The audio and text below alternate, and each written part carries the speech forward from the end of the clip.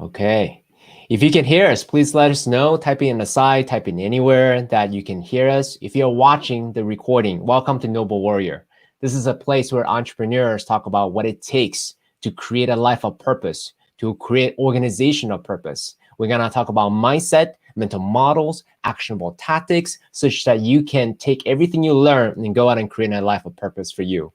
My name is CK Lin, former PhD, UCLA, biomedical engineering. I've been a director from the University of California. I've been a startup executive. I'm an executive mentor helping philosopher entrepreneurs to create a life of meaning, purpose. I've been on a quest to ask other entrepreneurs what it takes to create a life of purpose, meaning, and joy, and all the beautiful things in life. My next guest is the founder of Life in Tune. He's best known as the Grammy-nominated artist of Earth, Wind, and Fire. He's playing alongside some of the legendary artists of our time, Madonna, Carlos Santana, Prince. He's known as the Keynote Maestro, helping Fortune 100 companies taking business chaos into business harmony. Please welcome Freddie Ravel. Yes, hey. Hi, CK. Thank you so much for being here, Freddie. Really, really appreciate you. My pleasure. One of the thing that really inspired me right away when I met you is music is something that is so embodying you, right? And for me, you're just exuding joy and life and aliveness, and it's so intoxicating. So I'm curious to know from your perspective, what are some of the personal practices you have to step into this higher vibration? Well, thank you, CK. I'd have to say that one of the most important things is what you and I did just before we jumped on this broadcast, and that was a breathing exercise that you guided me through. But that's something I also do every day. I have 4 things that I do. I scrape the tongue. I get up in the morning and I scrape my tongue right when I get out of bed. That's something that comes from India. It's a very ancient practice, but I think it's very important. The second one is salute the sun, which is a yoga salutation. It's called the sun salutation in yoga. It's 12 different poses. So I do that. In fact, in my studio, I even have a yoga mat behind me. And I keep it there. I always have something about having a mat close to where I work. It makes me feel guilty if I don't jump on it. So I use that. So, and the third one is breathe. I do reverse nostril breathing. And the fourth one is meditate. So that practice, scrape the tongue, salute the sun, breathe, and meditate. I've been doing that for about over 25 years. Amazing. So this is part of your discipline as a way to set up your day. Practice, yeah, definite practice.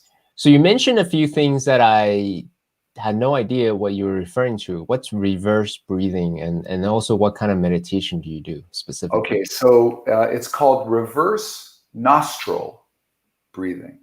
So it involves the nose, it involves the nostrils, and what it is you take in my case, I take my left hand and I take my left thumb and I cover my left nostril, and then I take my left index finger and I'm going to alternate between my thumb and my index finger.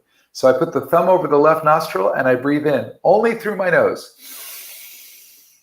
Then I cover my right nostril with my index finger and I blow out through the other nostril. 2 more times. In, out, in, out. And then when you release it, take a deep breath with both nostrils and you should feel a kind of a rush of oxygen to the brain. Probably a little bit of dopamine and oxytocin too. That helps me a lot, CK. Because when you get out of bed, you got gunk in your throat and you got gunk in your brain. You're coming out of sleep.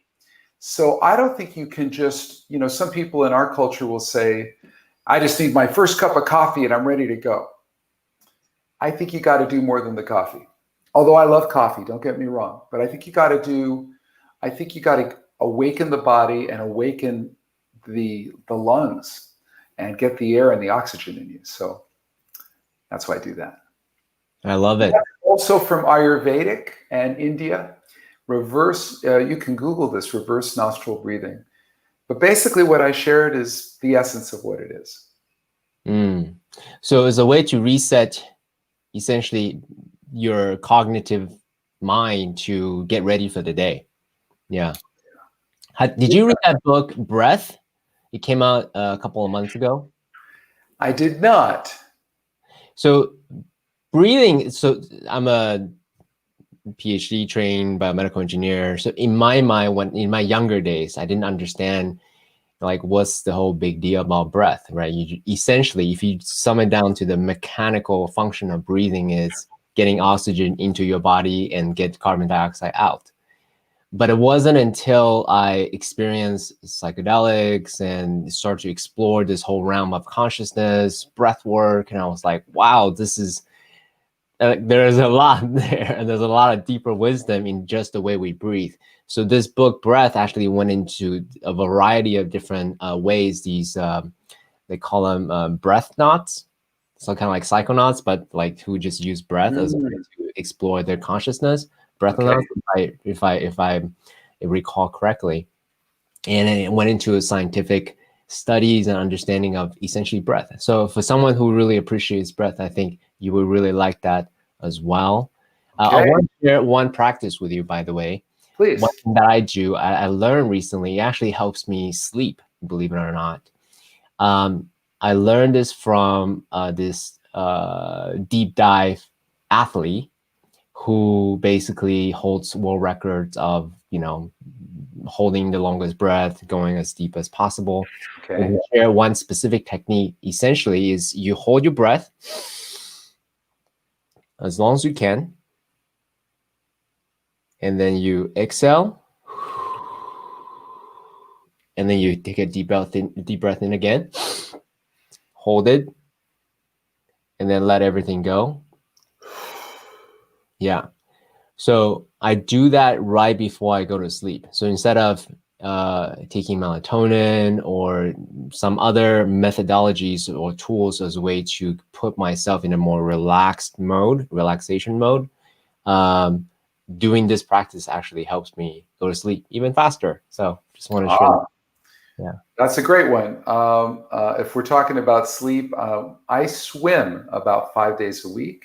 I was in the water literally an hour ago, just an hour ago swimming, and I swim probably about a half a mile to 3/4 of a mile 5 days a week. That relaxes me better than any other exercise I know.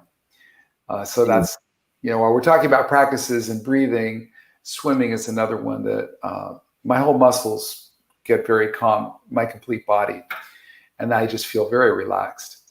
And then that allows me to, when I got to get energized and get ready to tackle the day or do interviews or write books or perform or deliver a speech, I'm ready to rock and roll. So you do this right before you perform or write or give a speech? Yeah, I swim every day. I don't have control of the time that my health club has a lane available during a pandemic. So I book things in advance, and sometimes they can get me in the morning. Sometimes they can get me in the afternoon, but I make it a point, no matter what time, I don't care if it's 6 a.m. or 5 p.m., I'll structure my week in a very deliberate way to make sure I can get in that swimming, because that is to me, that's the ultimate. Plus it's you're by yourself. It's just you in the water. And there's something very meditative about swimming. Yeah. Later today, I'm also going to go mountain bike riding with my son. I have a 14-year-old son. And we live very close to the Santa Monica Mountains, and we'll get a ride in today. No, so to me, if you can burn about 1,000 calories a day, mixing it up with, scrape the tongue, salute the sun, breathe and meditate is always 7 days a week in the morning. But I interject that with swimming and cycling and hiking. just like we did a couple days ago, CK. We were on a hike together. So Yeah. that to me is the combination of all that's really great. Living in California is helpful because we have pretty good weather. So that allows me to do these things and be with people like you. Yeah, easy access. I love that. So why not hone in on this whole theme of living at a higher vibration? Because to me, you are a high vibrational human being slash alien, right? Who just vibing at a high level. And part of what you do, you public facing as a performer, as a speaker, you need to vibrate at even higher level such that when people receive your message, they can elevate their vibration. Does that make sense?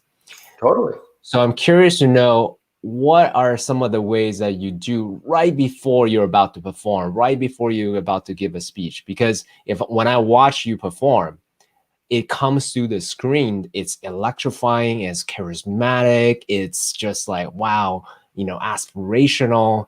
So what do you do to amp it up even more right before you're about to transmit that energy to thousands or tens of thousands or even hundreds of thousands of people? Thank you, CK. I like rhythm. I love rhythm. Rhythm is sort of the root chakra, finding the beat that you feel in your solar plexus, the reason people tap their foot, the reason people dance, the reason people are moving around is because they feel rhythm.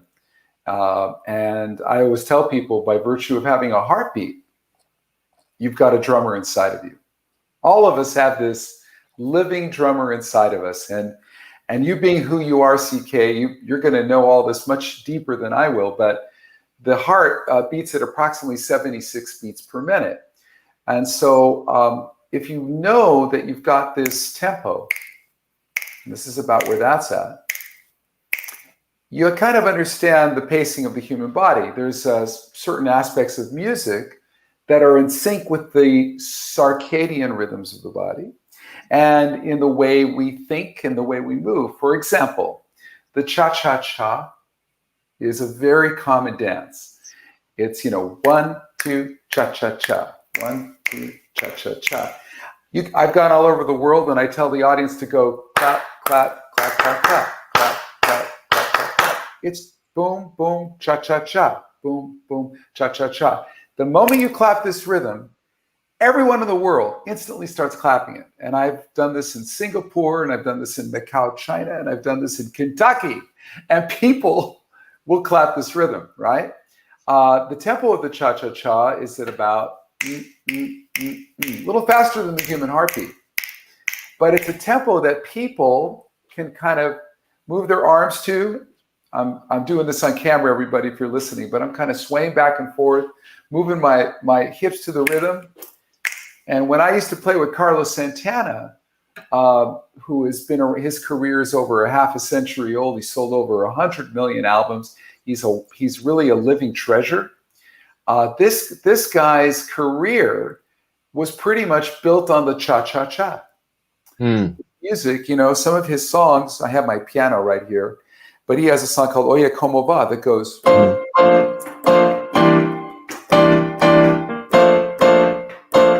the groove is...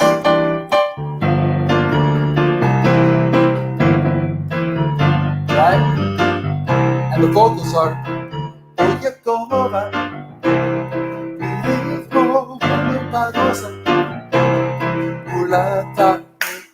cha-cha-cha, cha-cha-cha. You've got to change your evil ways, baby. So all these songs, Oye Como Va, all these songs are cha-cha-cha, cha-cha-cha. The reason I mention this, because you're asking about rhythms and what do I do to get into state before I hit the stage. Mm-hmm. Before I hit the stage, my foot is tapping and I'm feeling the rhythm. Now, if I have a drummer on the stage, I will tell the drummer, I'll be at the side of the curtains and I go 1, 2, and I'll ask them to start playing a rhythm for me because the drummer will get the audience in state.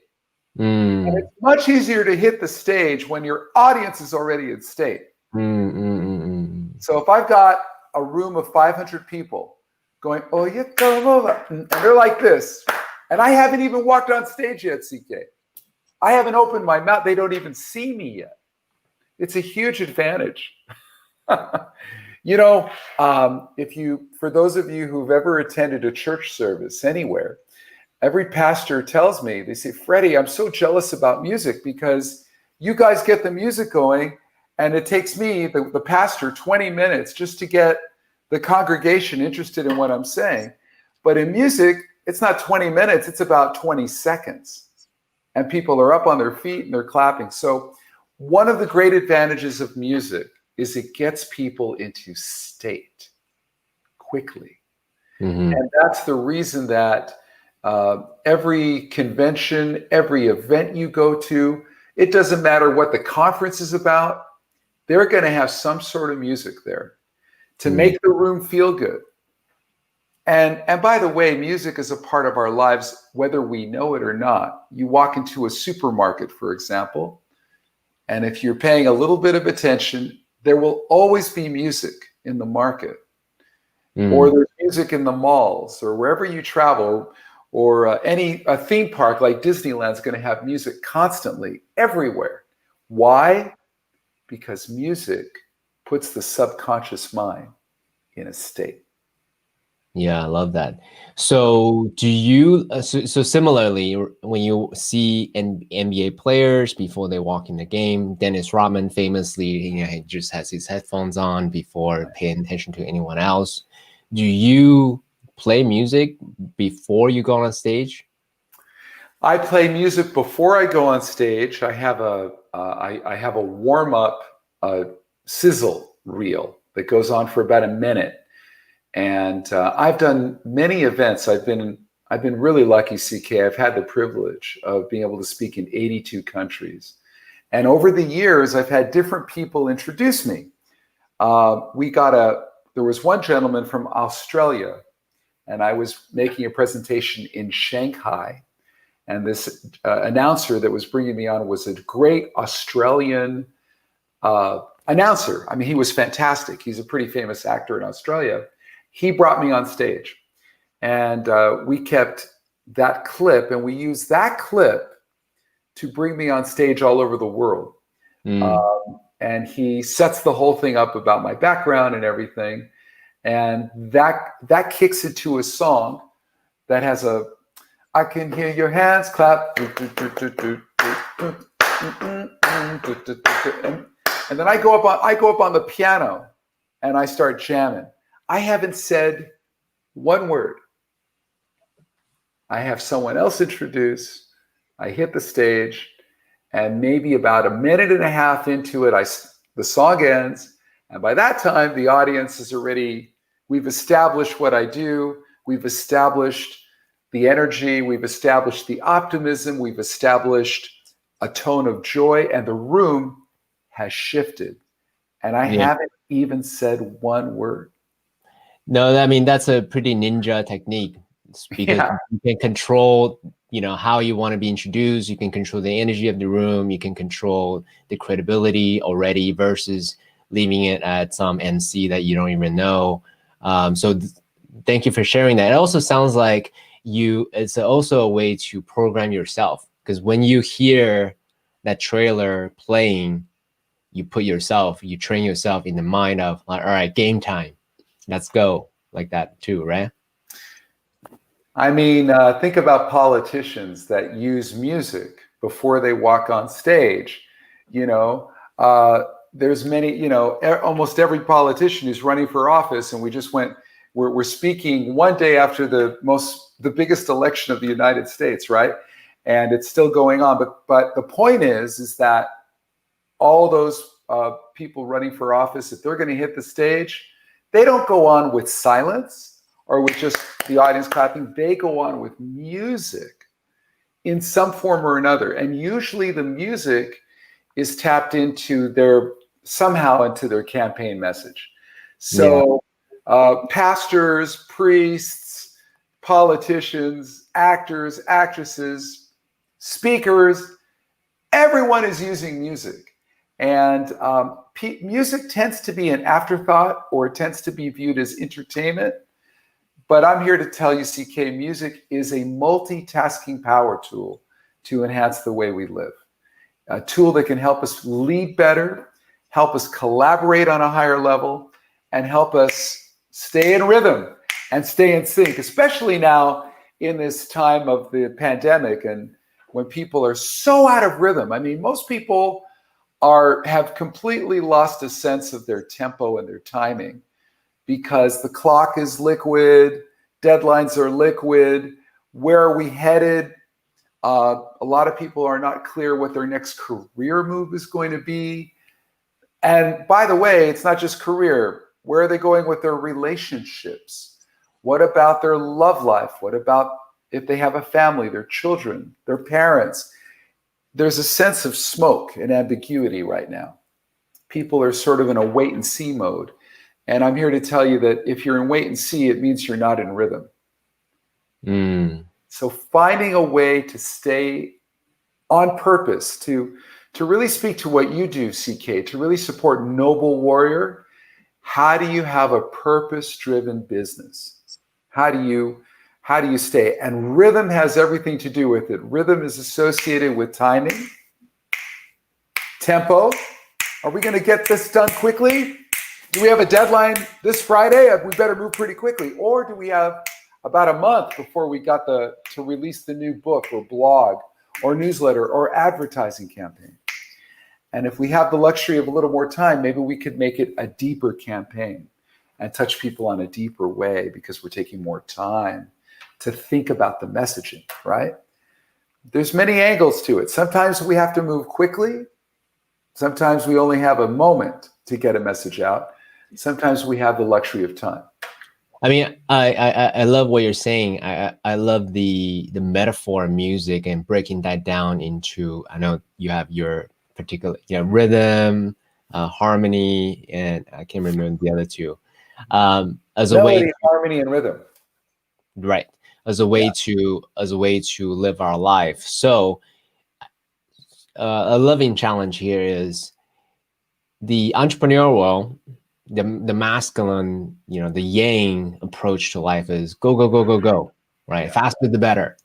But in reality, faster is not always better because so can you speak on finding the rhythm that's aligned, congruent to what's happening internally as well as externally? So you get in harmony rather than rushing the song. Does that make sense?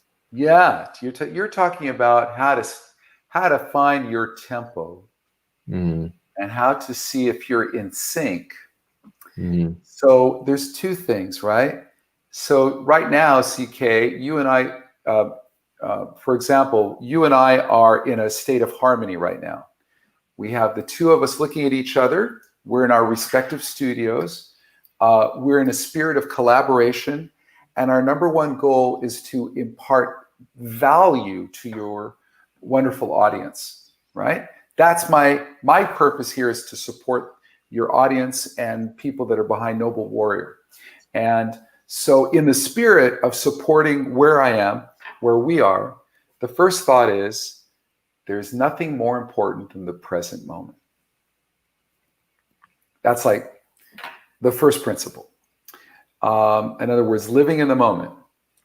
Eckhart Tolle, the power of now. He talks about that a lot. But most people will tell you that if you can be as present as possible, then you're living life as richly as you can. So in this moment, 12:30 p.m., November 4th, 2020, Pacific Standard Time, I have the honor and privilege to be with my new friend and colleague, CK Lin. And my goal in this moment is to focus on nothing else but being with you and not thinking about anything else and thinking about what tools. So being very aware of being in your body, in your mind, with the person in front of you, that's principle number one. Now you speak to me in a very, you have a warm, low, direct, and very clear voice and a beautiful smile, I might add. Thank you. So when I see your energy, CK, I get all lit up and I don't speak to you quickly. I don't, if my next call, I'm going to be talking to some people from Mexico, right? Ellos hablan muy español. Mira, yo soy de México. Vamos a hablar de una cosa que estamos presentando you know, it's Espanol, it's Spanish, right? It's moving quickly. There's a certain energy of the Latin energy. So I become a chameleon and my tempo is faster. But in this broadcast, we're speaking at a rhythm where there can be space between my words. And in the space, I can dip into my intention in creating a slower tempo.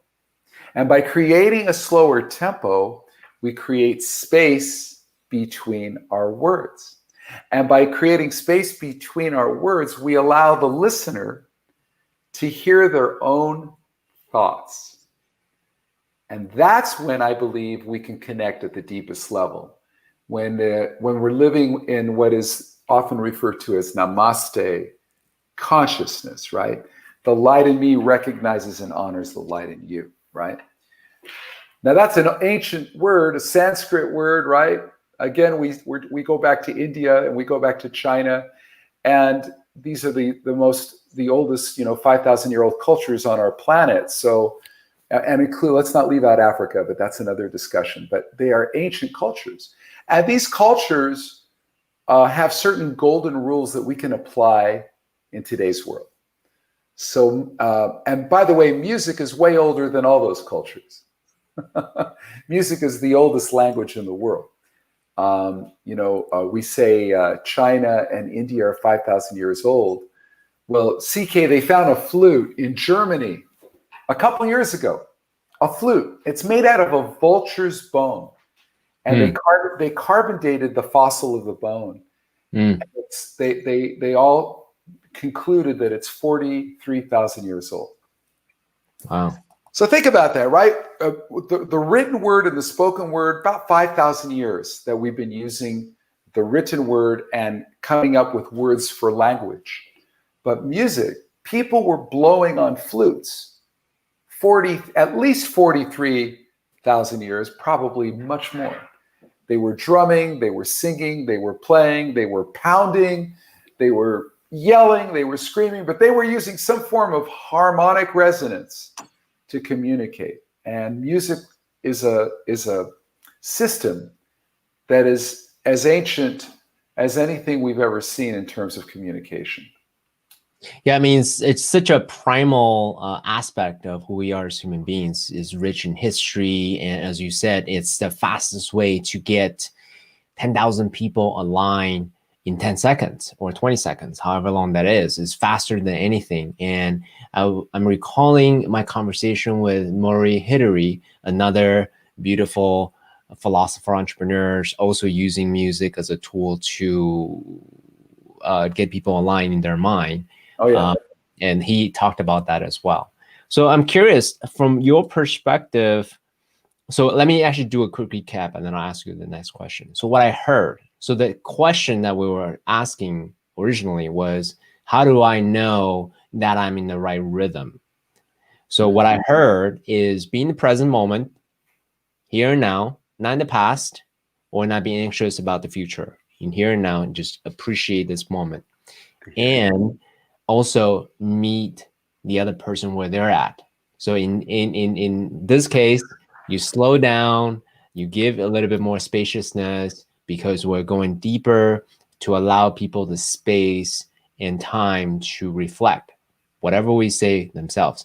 Versus your next call dealing with Mexico, culturally they just speak faster, and therefore you also amp up your energy meeting them where they're at. Is that an accurate reflection of what you said? Very accurate. Very accurate, because every human being is a culture within themselves. Every human being. It's not, you're not just talking to one, you might be a face-to-face conversation, but if you take in the deeper elements of the conversation, you might pick up on the fact that they may be from a certain country. You might pick up from the fact that English is their main or their second language. You might pick up from the fact that they eat a certain way, they have a certain kind of food, they dress a certain way. And if you're sensitive to these many signals that are coming at you, it will shape the tempo at which you communicate. So what I'm saying is you want your rhythm to match or mirror the person you're having conversation with. And that's a technique that musicians use constantly to make music together. In fact, if musicians don't do that, we get fired immediately. We'll never get asked back to the stage if we're playing faster than the person we're sharing the stage with, or slower. So it's very important to match the energy. And in music, it's so critical. You're not only matching it, but you're blending energies. And it affects the outcome, and it affects the beauty or the failure of the song that you're making or the music you're making.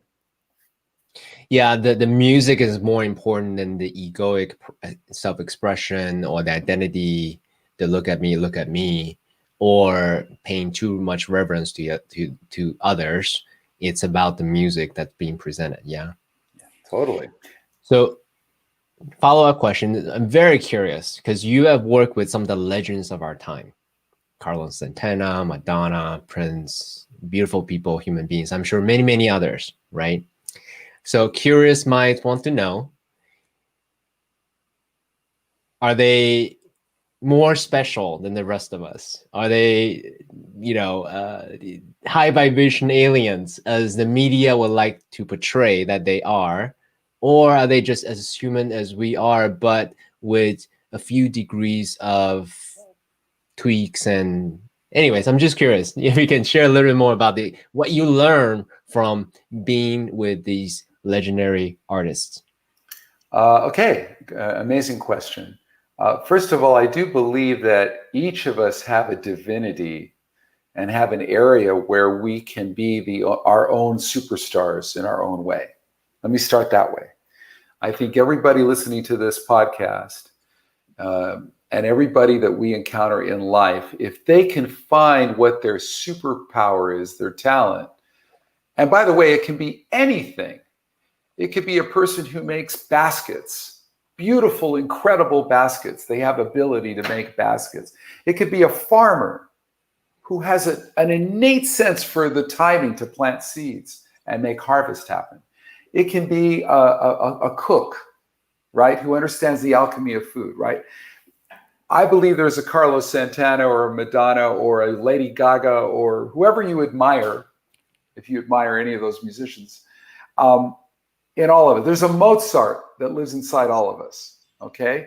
So I want to start off by saying that. Now, in the case of people like a Carlos Santana, Carlos is like, you called me an alien at the top of this broadcast. I've never been called an alien before, but if we consider that a possibility. A high vibration alien. A high vibration alien. Okay.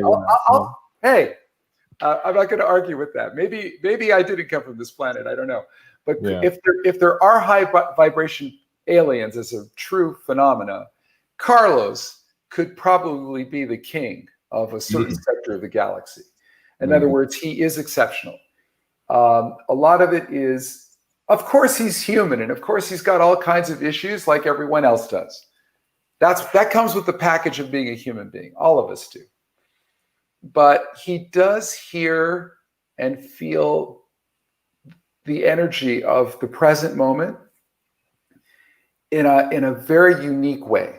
And he's able to synthesize things very quickly, and he's able to bring them to his fingers, and he's able to hit that guitar in a way that has given him a stunning, almost unprecedented career as a guitar player that no other guitar player can touch. There's very few people that can do what he's done and unify Africa, South America, jazz, pop, European rhythms, Asia. He can mix all these things into music, and not everyone can do that. So they do have special access to the feel and the expression that not everyone, you can't get. I don't think you can go to school and learn that. I think certain people there's a combination, as you know, of nature and nurture. Certain talents we can nurture. You can go to a dojo and learn all the moves, and you can emerge from the dojo as a certain level of mastery. But there's some people that decide to become warriors that are gifted, and they just instantly learn things quickly, and they develop their own style of fighting and protecting, right? They become their own unique war. Bruce Lee is probably one of the most famous of people that didn't just do martial arts. He took it to another level. Santana's like a Bruce Lee of the guitar, right? It's unique. They have unique access. So I want to dive deeper there. And by the way, I ask you a leading question, not because I'm fawning over celebrities and think they're special. I'm like you, believe that there's genius in every single one of us. It takes cultivation and discipline to uncover, to excavate that genius, right? So I want to ask you, since you have worked with some of the greats, I want to ask you what disciplines that they have done daily or regularly as a way to hone their awareness, hone their self-expression, hone their genius, in spite of being imperfectly perfect human being that they are. One of the things that I've seen in all the greats is an ability to, they're students, they study a lot.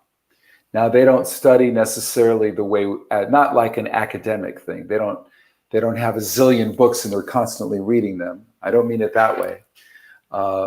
When I was working with Carlos, at the time, 10 years ago, when I was working with him, he had iPod. One iPod had about 100 hours of music or 1,000 hours of music on it. And this iPod was just going to be Miles Davis. I'm just going to listen to Miles Davis. That iPod was just that. Then he had another 1,000 hours of music, specifically from Africa, specifically, nothing else. So he would just disconnect his headphones, plug them into the Africa, and all day long, he would listen to African rhythms. The next day, we'd listen to John Coltrane, the great jazz saxophonist, right? He was interested in daily taking a sonic bath of the greats. And he would learn by processing and listening. Okay? So that's something to think about. I think all of us need to learn how we study, how we learn. For me, I am a terribly curious person. I am very curious. I like to tell people that we are teachers sometimes, but students all the time. Every moment we're alive, we're a student, hopefully. And when we can teach, that's a privilege because it's a moment where we can share knowledge and wisdom. So I just want to, encourage people to consider that. It's very important. So let me do a quick recap and ask you a follow-up question. So what you said is Carlos Santana, a lifelong student. He has he immersed himself musically through whatever interest that he has. That's a way of his part of being the great, yeah? And for you, the way you learn is being students most of the time and then teachers some of the time, yeah? Is that an accurate reflection? Being student all of the time. That's right, that's right. And a teacher every now and then. So one of the things I really appreciate about you is not only you live your life, a high vibrational alien that you are, right? It bring joy and enthusiasm and passion. Anyone who pays any kind of attention receive that right away. And you're also very good at articulating the thought process, because some people may be living it, but they have no way of articulating, transfer that knowledge to someone else. And you, my friend, are very gifted with words. So can you dive in more deeply into your meta learning process? So that way, I'm sure there's something that you're learning right now. Can you break it down for us step by step, or the way you think about it? So that way you can achieve a high level of competency, going from uncompetent competent to competent incompetent to competent to unconscious competence very quickly. Can you share with us your learning process, please? There's two things that I like to think about, but I don't, they really operate more on the subconscious. One of them is we're living in a sense of we live under the illusion that time is completely linear, right? So I'm talking to you. I mentioned about 16 minutes ago that it was 12:30, right? Now it's 12:46. That's linear. We're living in measured time. But then there's another reality that to me is timeless. And timeless is another state where time doesn't operate in 24 hours a day, 7 days a week, 365 days a year. I believe there's another place we can live in our mind and in our thoughts. So when I'm thinking about timelessness, I tend to associate that with certain sounds because that's the way my brain is wired, right? And so when I think of certain sounds, time stretches. So like if I have my keyboard here and I think of, let's say, a sound like this.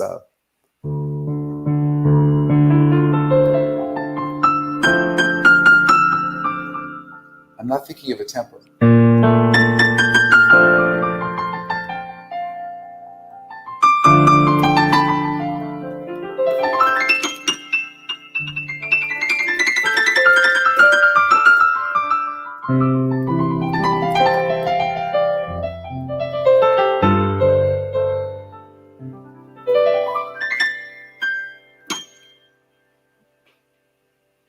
I didn't think of tempo, I didn't think of time, but I thought of where I was. And I went, okay, I'm breathing deeply. I'm really calm.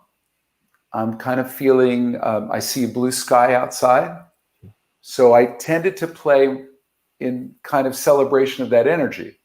If there was a storm outside and we were having distractions, I'd probably play something more aggressive. So for me, a lot of it is timing has two pieces.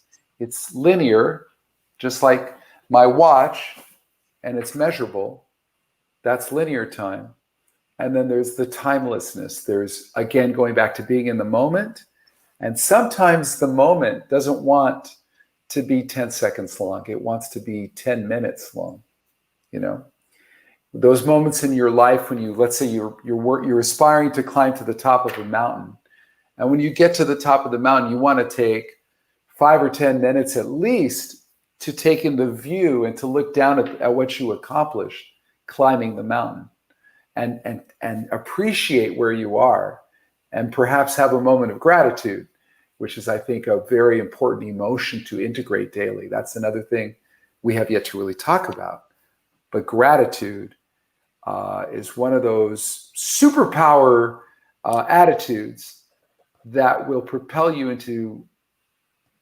it will surprise you. Before we go to gratitude, I want to dive into the way of being and gratitude and all that, but pause on that for a moment. I want to go a little bit more granular on your learning process. So what I heard you say is everything that's in your environment. We actually had a conversation about how you saw a house and, and then how you're able to create melody just in your head because everything you see is through the lens of acoustic and music and sound. So when you learn, I'm assuming, correct me if I'm wrong, you play some music in the background as a way to enhance your learning cognitive ability. Is that an accurate projection or no? I don't know if it's music. I have an immediate flashback, CK. You and I were on a trail in the back of the Santa Monica Mountains. We were halfway up the mountain. We were descending. The hike was coming to an end. To our left, I can see it like we're looking at it right now. Was this house that was jutting out, a very modern house, jutting out into the mountain, built like something from outer space, made out of glass and iron. If you remember that place. And so when I saw that and you asked me a question, it triggered 10 different things at one time. And I didn't feel music. I think I went to rhythm right away.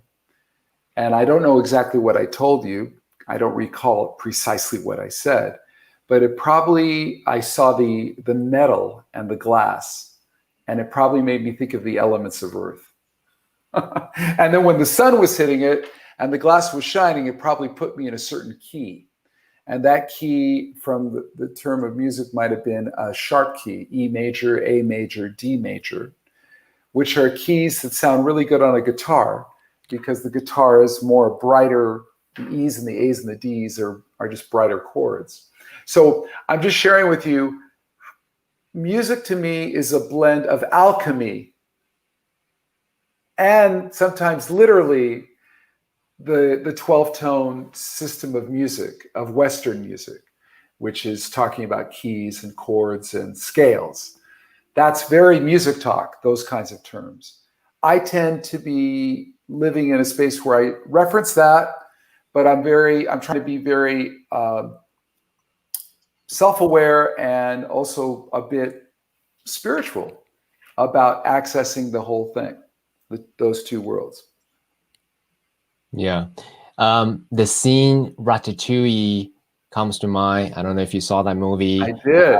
So Remy was introducing flavor combinations to his brother, and they visually share on screen, hey, here's what it feels like to eat this cheese, and here's what it feels like to eat grape, and here's what it feels like to actually combine the two flavors together. So if I'm interpreting what you're saying to us, you look at the world through the lens of music, and whatever you see, whatever you learn gets interpreted sonically in your mind. Is that accurate?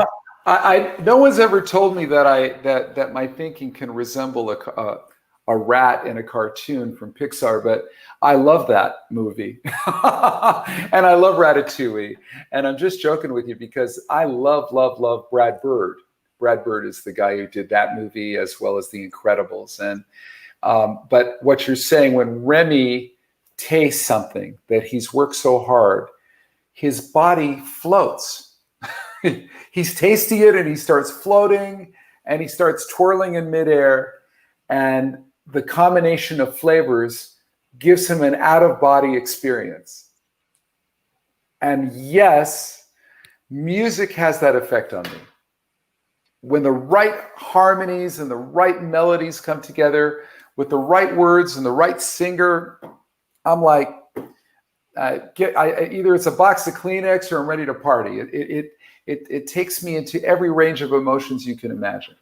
So I think the reason I enjoy music so much is because it's a full range experience within my body and many times outside of my body. So I asked these questions not because I wanted to drill on you, Freddie, so much. I'm asking this question because for me, I learned to love music. And actually, music for me, as you said, was just entertainment, was an accessory to movies that I watch or whatever, right? It didn't really matter to me so much. It wasn't until a few years ago when I sat in plant medicine ceremonies when I was like, wow, this is amazing. Music is the emotions, brings emotions, enhance emotions, augment emotions to everything in life. And it's a catalyst, it's a trigger to get me to that state that you were talking about. So, so these days, sometimes, not always, but sometimes I even shower with, cinematic music or wake up with cinematic music because right away it puts me into that state versus generating it internally. It eases me into that state very, very easily. Why did I say all of that? I forgot. That's okay. You know, and you know what? Wait a second. What a blessing you forgot. You know why? Mm-hmm. Because your brain went to that feeling you have when you put music on in the morning, and it helped your brain kind of detach. And so as you were reminiscing and recalling the story, a part of your body went there too. So I want to say, what a gift that you just forgot, because you're basically we're sharing with your listeners that life in tune is not about totally being on point. Life in tune is about surrendering and allowing the little pleasures of life. maybe the taste of a salsa in a taco that you just bit into, maybe the feeling of kissing your lady on the lips, maybe the feeling of coming out of the shower with a certain kind of music that makes your posture different because the French horn and the trumpet came in at right the moment that you're shutting off the water, right? It's all part of being in tune. It means that you are not judging yourself too much. You're not taking yourself too seriously. You analyze what you need, you learn what you got, but you also know how to have some fun. Thank you for saying that. Absolutely. Music does help me not to take myself too seriously. And thank you for dancing with me in this conversation. I remember why I said all of that now. So to me, one of the beautiful things that I did my research on you and all of your talks and everything. And one of the things that really was beautiful for me to watch you is you're a master of your craft. You're able to bring music at any situation and then using words and a combination of lessons that you learn. As you said, rap wisdom around music. And the most poignant illustration of it is when you explain the song Summertime. You play it mechanically first, and then you add your personal interpretation and emotion into it. Sure. And that to me is an illustration of mastery. Can you say a little bit more about that piece, and then we can go into why this is important in the journey of learning? Sure, and I think part of it is I think to really give it justice, I think it's probably better if we use the keyboard. I have my keyboard here. Instead of talking about one thing your listeners probably have figured out by now is that in my studio in Los Angeles, I have a desk. And the desk is a sit and stand desk. Right now it's elevated to about 5 feet, so I can talk to you. But I have a built-in tray and an 88-note keyboard comes out of it. So that in any conversation, any phone conference or any Zoom conference I do, and I'm trying to make a point, I've got my piano right in front of me, right? That's amazing. You're the only person who can do that on a Zoom call. So everybody, let's give credit where credit's due. Summertime was composed by George Gershwin, one of America's most prolific and beautiful composers. And it's based on a blues. And the melody goes like this.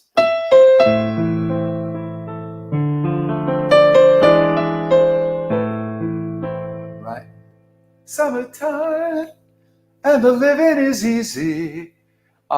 So that's where the song comes from, Summertime. It comes from a very famous musical called Porgy and Bess. That's where it's from. So for those of you music people out there, making sure you look up Summertime from the musical Porgy and Bess by George Gershwin, because that's where this comes from. Now, many people in life, especially now, deep in the year 2020, 2021, we have a tendency in our modern world to move very quickly. We have a tendency to be bored quickly. You have the remote control on TV. If you don't like what you see in 2 seconds, you hit the button and go next, right? If you're looking at your phone and you don't like what you see, you scroll. I am not excited by this. Let me keep scrolling. So the ability to live in the moment is completely lost. So what people do is they take a song like Summertime and they're moving quickly.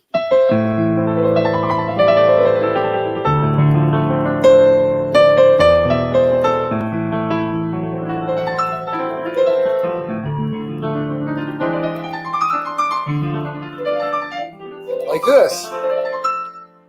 Now, amazing. It's a bunch of stuff, right? Mm-hmm. It has a lot of scales in it. I'm playing all the chords. I'm not really making mistakes, but so what? There's a very important factor that's completely missing, and that's called the space between the notes. And CK, a little earlier today in this discussion, you and I were talking about tempo, timing. And here's the thing, we speak at about 150 words a minute. But our minds, the way we think, our brains, move at around 600 to 1,000 words a minute. So you say something to somebody and their minds have raced way ahead of you onto something entirely different, right? This is a reality of the way people live. So your friend is telling you a story and they're moving very quickly through it, but you might come back to them and say, you know, I want to tell you this story with the right intention. So if I play this melody, that's the melody, right?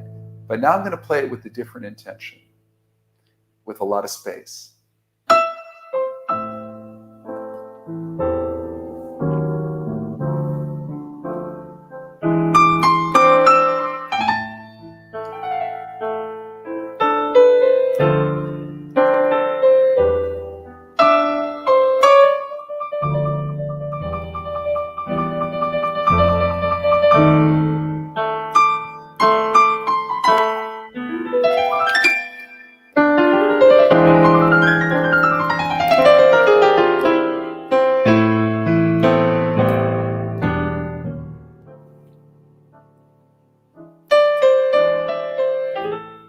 I'm taking my time. Here comes the ending.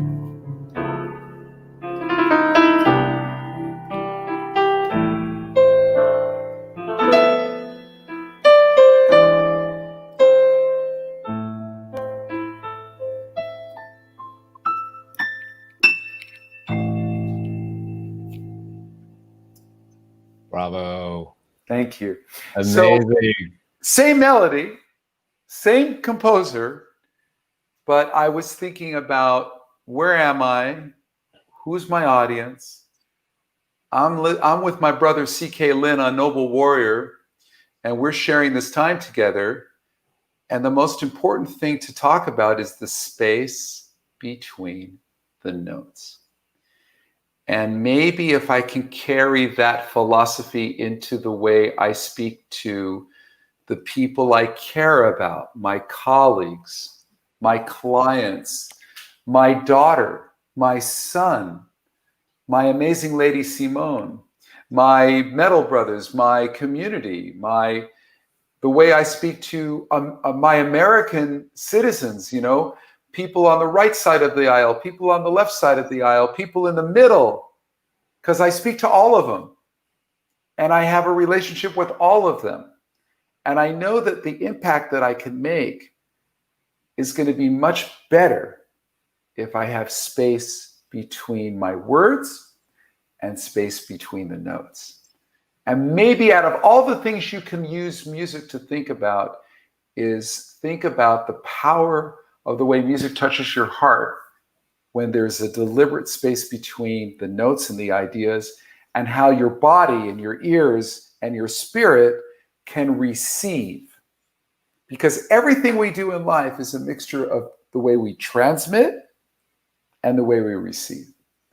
And the dance of being a human being is living in the states when you're receiving ideas and then when you're sharing and transmitting ideas. So beautiful. It reminds me of the first sentence of the Tao Te Ching. It says, if you can articulate, I'm paraphrasing, if you can say what it is, it's not the eternal way. So it's not the notes that's the message. It actually, more importantly, is the space in between. And metaphorically, for me, whatever wisdom, tactics, mindset, it's not it.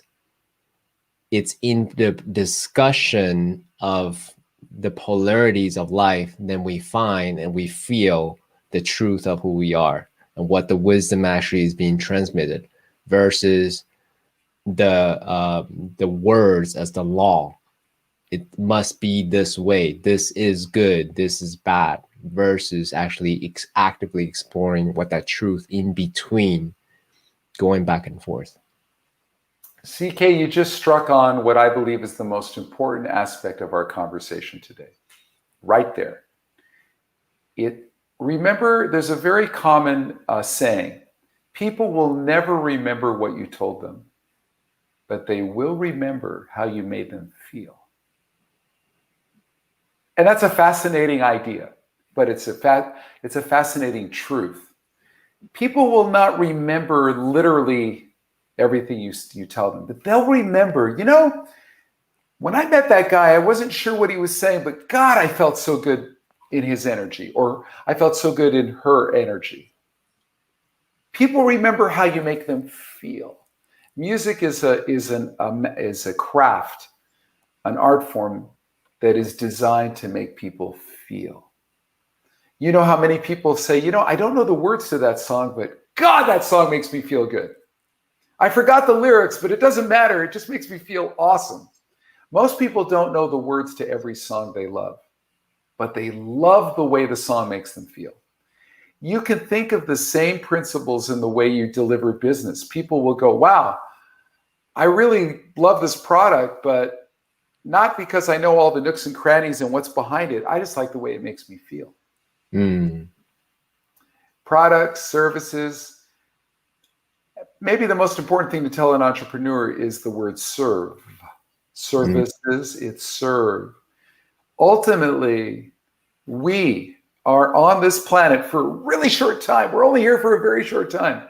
And in the short time that we're here, I believe with all my heart that we're here to serve each other.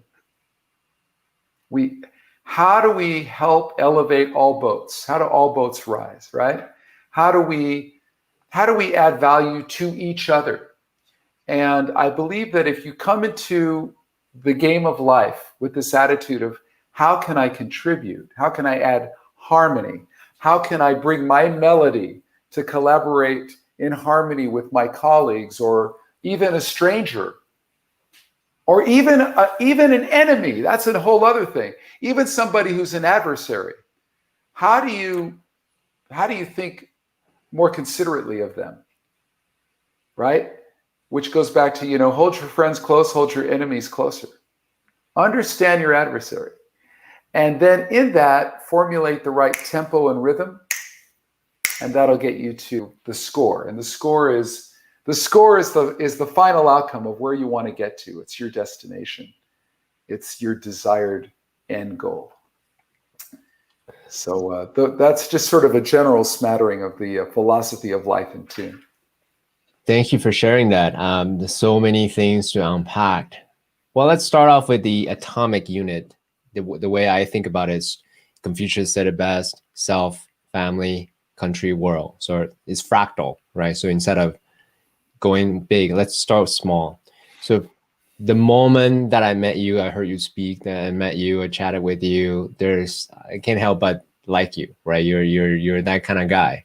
But for me, being social is something that I had to work on, because I'm naturally an introvert and, very awkward in the beginning. So I had to learn to here's how you talk to people. So anyways, point is, for someone who is working on or actively thinking about or being intentional about being more authentic, being who they are, owning their voice, speaking up in ways that only they can. What, for someone like you who is a master, the way I see you, a master in expressing themselves articulately, beautifully, expressively, emotionally, precisely, what would you say to someone who is on their path to really owning who they are and expressing themselves authentically? I would thank you. That question to me is, how do you find your melody? What's your melody? What's your I am, right? The two most important words in the English language, I am. You can't really get out of bed and add any value to anything or anybody unless you know I am. I am strong. I am a believer. I am a vessel of love. I'm a vessel of light. I am here to serve, right? But I am is your first starting point. So you almost have to do exercises. I like to look in the mirror when I was trying to figure things out, and I'd start to write things down that I am, right? There's certain things that everyone is, right? A woman might write down, I am a mother. I am a daughter. I am an employee. I am an entrepreneur. I am a visionary, right? That's a list, right? A guy might write down, I am a dad. I am a lover. I'm a boyfriend. I'm a husband. I'm a member of a beautiful group of people, right? They'll associate with what they do. People have to figure out what their passion and purpose is, right? I am an environmentalist. I am a believer in women's rights. I'm a believer in, right? You have to find your niche. You keep digging down. So number one is get granular with what your skill set is, right? That's number one, because those are all the little tools in your toolkit of who you are and what you have familiarity with. I think you got to know that before you can figure out what your superpower is, as you and I were talking about earlier. So number one, write down all your I ams. That's the first one. And then as you write down your I ams, to me, I like to do the mind, body, spirit piece of each one of those, right? I am a thinker. I am an inventor. I am an artist. That's all mind. Then there's things that are very spirit, right? I believe in God. I am atheistic. I believe in Buddha. I believe in the writings of Hinduism. I believe in the way. I believe in cosmology. I believe in self-awareness, whatever it is. But that's part of your spiritual I ams. Then you got to go to your physical I ams. I am strong. I am disciplined. I am a runner. I love martial arts. I'm a swimmer. I'm a hiker. I'm a tennis player. Whatever it is, you have to figure out where your mind, body, and spirit I ams are. And then once you get to that point, your checklist starts to get narrower, and you start to think about what your thing is. By the time you intersect your passion, your spiritual beliefs with the way your brain thinks, your mind, and the way your body processes and feels things, you start to formulate what you can add value with. Now, all of us have to uncover our superpowers, and once we do that, then we can start to talk about, I am an entrepreneur focused on childhood education, for example. Right. Right? Then you're able to find your niche. By the way, the tighter the niche, the better. So if you go, I am an entrepreneur focused on childhood education in Mexico, that's even narrower, right? And what's very interesting about life is that there are always worlds within worlds within worlds. So even if it sounds like you're narrowing it down too much, you probably are not. Because you could talk about childhood education in Mexico and get very granular with that subject matter. You could say, childhood education in Mexico in the 1970s. And when you go into that rabbit hole, that's a world within itself. And you could spend your whole life studying childhood education in Mexico in the 1970s. My point is it's very good to focus on, in a very granular way, what you do. And there was a period of time where, I focused on playing, Chopin.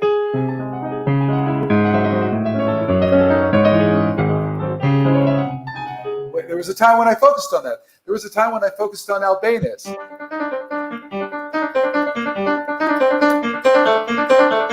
There was a time when I focused on that. There was a time when I focused on Mozart. There was a time when I did that. There was a time when I focused on boogie woogie.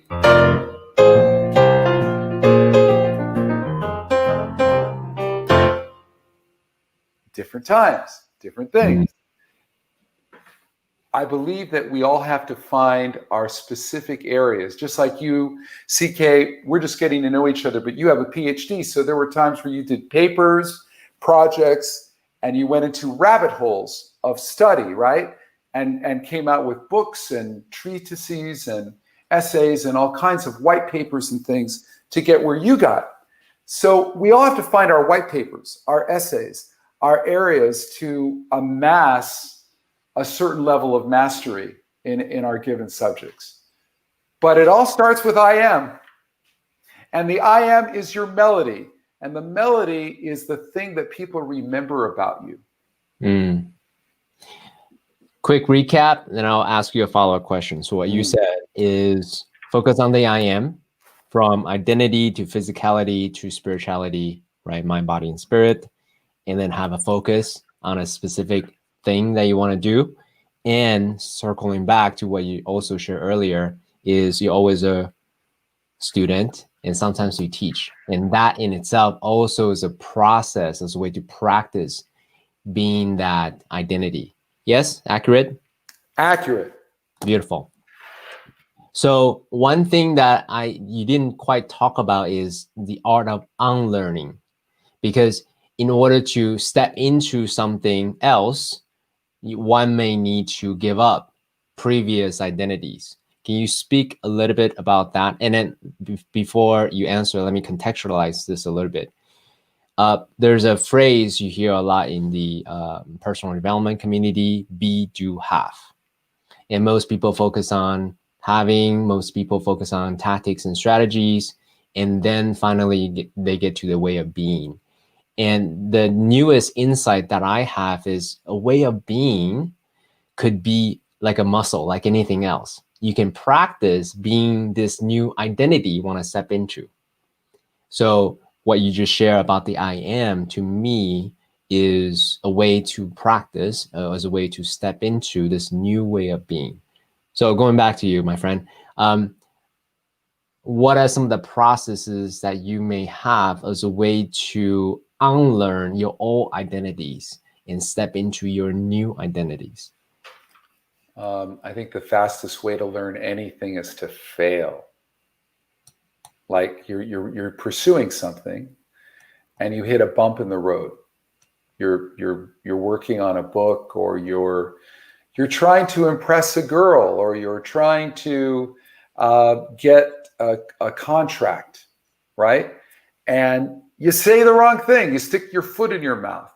You reveal something you should not have revealed. And you make a mistake, and the contract doesn't go through, or you lose the girl, or you lose a bunch of money because you thought you were investing in a good stock and it turned out to be a scam, or all of us have these, I would call them, trials and tribulations. All of us do. It's part of living. I think when I think you have to embrace the unexpected, the dissonance that sometimes comes with it, the challenge and the change. And it's from that you recalibrate and you learn. So what I'm talking about is when you fall off the horse, it's the ability to learn, okay, I'm not going to do it that way. I'm not going to ride the horse that way, or I'm not going to take that trail. I'm going to take the other trail next time. I'm going to use a different horse, right? There's a zillion conclusions you come to. But every one of the times that you fall is an incredible chance to learn. So I think that the expression fail fast, fail faster is a great one. I think when you have challenges, that's when you have the greatest growth. Right now, CK, we're talking in the middle of a global pandemic. I think all of us are dealing with a set of our own unique challenges. Some of them are global and are shared, right? There are some challenges we're all sharing, like the fact that my children can't go to school in the physical form, and millions of other people around the world are experiencing the same thing. But I also think there's unique things that we're experiencing. And one of the ones for me is I've been a live entertainer and a live speaker, speaking in front of, 5,000 people. That's over right for now, temporarily over. For the last 11 months, I have not been able to do that. So what I've been doing is delivering what I do virtually. And in many ways, it's amazing. And in many ways, it's a challenge. And when I was initially doing them, I had all kinds of failures, sonic failures, things not working the right way. Just now things are working much better. And I'm able to deliver this all over the world. But the point is the failures are what are the only way we learn. So I think you got to embrace the challenges, hold them close, learn, and overcome. Got it. So if I do a quick recap, if I understood you correctly, you don't even worry about the old identity. You just boldly step into the new identity and then embrace failing and winning this new journey that you are embarking on. Is that accurate? Yeah, I mean, I don't always put on a suit of armor and do whatever I want to do. I'm a person who I do check the temperature of the water before I jump into it. I do have a certain level of caution in me. There are some people that I wouldn't call myself, on a scale of 1 to 10, a 10 is a risk taker. I'm probably maybe more of a 7. Yeah. I look at the cliff before I jump over it. And then I look and go, I think I can land on my feet.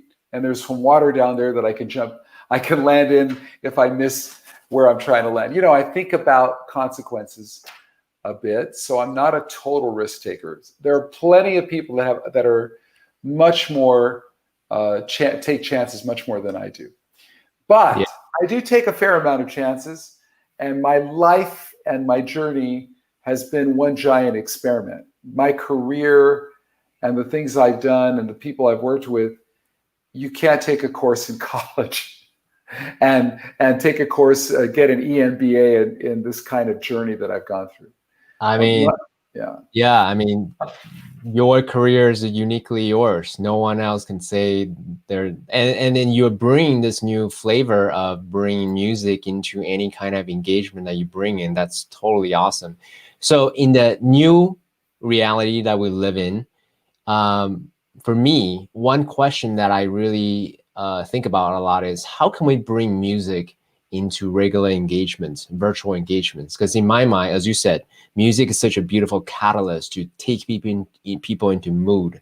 And there's thousands and thousands, actually, I don't even know the number, of millions of Zoom meetings happening all the time. How can we use music as a way to transform people's mindset? Because ultimately, if I recall correctly, your purpose in life is to elevate consciousness. Actually, I'm kind of raising human potential through music. Right? So how do you do that at scale now that you can literally be global anywhere? Curious to know your thoughts about living your purpose through this new virtual environment. I think what you have to, first of all, let's talk about the sandbox, right? When you tell kids to play in the sandbox is maybe 10 feet by 10 feet. There's a certain amount of sand in it. And you have your pail and you have your shovel. And kids, for the next hour, you're in the sandbox. You cannot leave the sandbox. A Zoom call is like the sandbox. Everybody, your face is going to be in a square. We're not even going to see your hands. We're just going to see you from the waist up, and we're going to see all the books in your bookcase. Or we're going to see another background of the Golden Gate Bridge because you like that Zoom background, right? Right? That's the sandbox, right? So I'm going to ask everybody, take care of your sandbox. Think about your sandbox. I have a studio here in LA that I have artwork in my box. I have my piano with me. Think about your sandbox, because now, remember in the old days before the pandemic, the way you would present yourself is you had the ability to show up in FaceTime on your iPhone. You would show up in person, and people would see how you dress, and people would smell your cologne or your perfume, and they would look at your shoes, and they would see the car you drove. And it was just a year ago when it was important to show up in a certain combination of fashion and style. Well, guess what? Most of that's gone out the window. People are wearing their pajama pants. They're They're sitting, you know, they got a sweatshirt on, the lighting's bad. They're not using headphones, they're talking through the computer, right? There's a lot of things that are happening now. So I'm going to tell people, take your sandbox, because you only have a little square, and people have to get a feel for everything that used to deliver fashion, style, communications, presentation. And right now it's astonishing. You see people showing up pretty sloppy, not taking care of themselves. And it speaks volumes, even if their credibility is great. We live in a world now where the camera is, you know, I'm talking to this little green dot right now. And the green dot is the world that I'm speaking to. So you got to make love to the green dot, and you got to present yourself. The other thing I would like to encourage everybody is have a way to show your hands. Now I use the piano in a big way. There you are, CK, you got your hand. You will be shocked with how many people are not showing their hands. And the hands, I mean, if I want to emphasize something and I put my hands into my style of communication and I talk about moving forward, or do we retreat, or do we move forward? The fact that I can do this as I'm communicating is really different than me being up on my camera and not being able to do that. That's the difference, right? So do you think it's better for me to stand up and actually do the podcast going forward, just out of curiosity? I would love to stand up, because I don't think of a warrior sitting down. Okay, thank you for that. I think of a warrior. I mean, if you ask anybody to draw a warrior, right, it's the whole body. They're not sitting down in an errand chair. Yeah, they are. Yeah, they're doing something with positioning, right? So something to think about, right? Noble warrior. I am a motivational keynote speaker. I am a musician. So for me, I couldn't imagine doing a call with you or anybody sitting down. I never sit down. Thank you. That's great feedback. I appreciate it. Thank you so much. I'm respectful of your time. Do you mind spending just a few more minutes with me to go through some rapid fire questions? Is that cool? Let's do some rapid fire. Rapid is the key word, because I have another call coming up.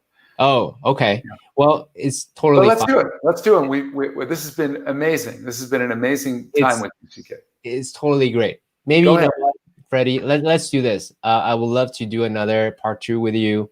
I want to just take a minute to really appreciate you for how you showed up on our call. You were open. You were willing to dance in this conversation with me. We talked about living on a higher vibration. We talked about, you know, setting our own rhythm in our daily lives. We talked about having music as a tool to live our life, our best life, and our business. We talked about music as the oldest language. We talked about working with legendary artists.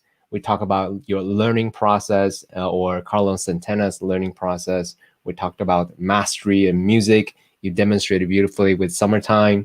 We talked about finding our own melody. I so appreciate your generosity, your warmth, and your enthusiasm. Thank you so much for being on Noble Warrior. Thank you, CK. It's my pleasure. All the best. All right. Let me end this.